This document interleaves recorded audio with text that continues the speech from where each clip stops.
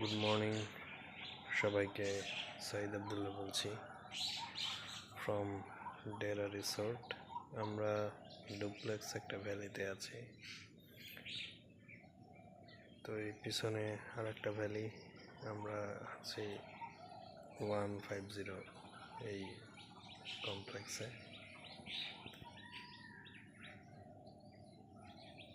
তো দোতলায় 3টে রুম আছে, আমরা 150-এ আছি। এখন বাজে ভোর 5:30, আর এটা হচ্ছে সেই ভ্যালির লবি। আর এই হচ্ছে আউটসাইড, আর ওই যে উপরে একটা টাওয়ারের মতো দেখা যাচ্ছে, ক্যামেরায় আসতেছে কিনা। এখানে অসংখ্য পাখি, নাইস।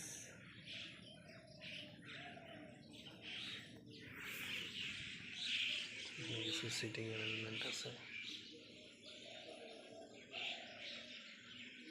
আর কি। একটু পরে বের হবো, বের হয়ে মর্নিং ওয়াক করবো আর কি।